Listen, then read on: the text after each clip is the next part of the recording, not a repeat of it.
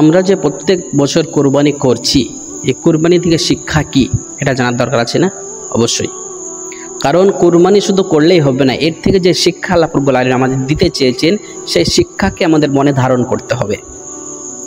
তো আমরা কোরবানি কি যদি প্রশ্ন করি, তো এরকম প্রশ্ন সাহাবায়ে কেরাম রিদওয়ানুল্লাহি তাআলা আজমাইন রাও হুজুর পাক সাল্লাল্লাহু আলাইহি ওয়াসাল্লামকে করেছিলেন।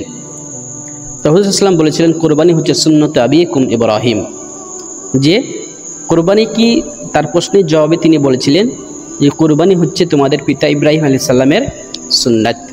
ইব্রাহিম আলাইহিস সালামের কি সুন্নাত। তো সাহাবারা প্রশ্ন করলেন কোরবানি কি? রাসূল তো বলতে পারতেন যে ছাগল জবাই করা হোক, যে ইত্যাদি জিনিস জবাই করা। তাহলে তিনি সেটা না বলে তিনি কি বললেন যে তোমাদের পিতা ইব্রাহিম আলাইহিস সালামের সুন্নাত। তাহলে আমাদের ইব্রাহিম আলাইহিস সালামের সুন্নাতটা কি সেটা জানতে হবে। ইব্রাহিম আলাইহিস সালামের সুন্নাত প্রথমত কি ছিল? যে আল্লাহ রাব্বুল আলামিন তাকে বলেছিলেন তুমি কি করো, আমার রাস্তায় তোমার সন্তানকে উৎসর্গ করো বা কোরবানি করো, জবাহ করো। তিনি তাই করেছিলেন। তাহলে তো হওয়ার দরকার ছিল কোরবানি, যে প্রত্যেকটা পিতা তার ছেলেকে কোরবানি করবে, যেমন ইব্রাহিম সাল্লাম করছিলেন। ইব্রাহিম সাল্লামকে অর্ডার হলো এবং তিনি ছেলেকে নিয়ে কী করলেন, কোরবানির জন্য ছেলেকে শুইয়ে দিলেন এবং ছুরি চালিয়ে দিলেন। কিন্তু আল্লাহ রাব্বুল আলামিনের কি ইশারা ছিল যে জান্নাতি দুম্বা ইসমাইল আলাইহিস সালামের জায়গায় জবাই হয়ে গেল। তাহলে আল্লাহ রাব্বুল আলামিন ইসমাইল আলাইহিস সালামকে তিনি জবাই হতে দিলেন না। কেন দিলেন না?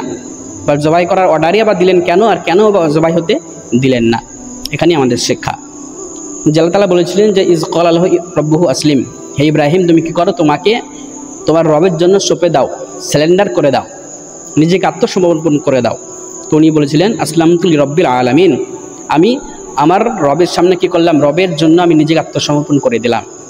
তো এই কথাটা শুধু তো মুখে বললেই হবে না, আল্লাহ তাআলা কি করলেন, পরীক্ষা নিলেন। আল্লাহ তাআলা পরীক্ষা নিলেন যে তুমি যে বলছো তুমি সঁপে দিলে, তুমি আমার জন্য তোমাকে সঁপে দিয়েছো বা তোমার মহব্বত আমার জন্য অনেক বেশি, এটা তো শুধু মুখে দাবি করলে হয় না, এটা পরীক্ষা দিতে হবে।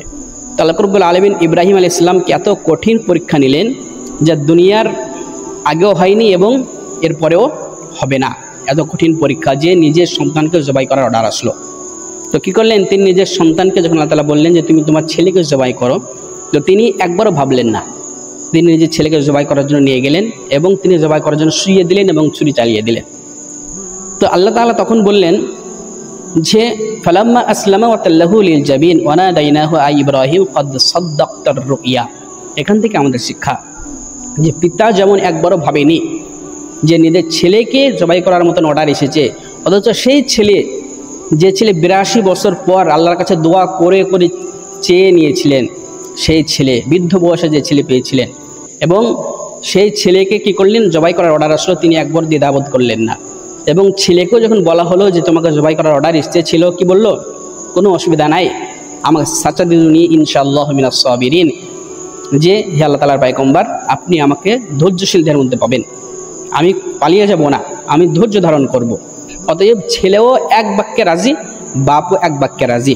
আল্লাহ তাআলা আমাদের এটাই শিক্ষা দিলেন যে হে ইব্রাহিম, আমি চেয়েছিলাম তোমাকে যে স্বপ্ন দেখালাম সেই স্বপ্ন তুমি বাস্তবায়নের রূপ দিয়েছ। তুমি তোমার দাবিতে এবং তুমি তোমার মহব্বতে, তুমি তোমার ভালোবাসায়, তুমি তোমার আত্মসমর্পণে তুমি একদম পাক্কা 100% নাম্বার পেয়েছো।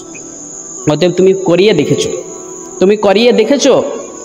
অতএব আল্লাহ রাব্বুল আলামিন এই মাধ্যমে আমাদেরকে শিক্ষা দিতে যাচ্ছেন, হে মুসলমান, যে কোনো পরিস্থিতি আসুক, পরিস্থিতির দোহাই দিয়ে, যুগের দোহাই দিয়ে, কষ্টের দোহাই দিয়ে, অত্যাচার অনাচার অবিচারের দোহাই দিয়ে আল্লাহ তাআলার হুকুম আহকামকে ছেড়ে দেওয়া, এটা কোরবানির শিক্ষা নয়।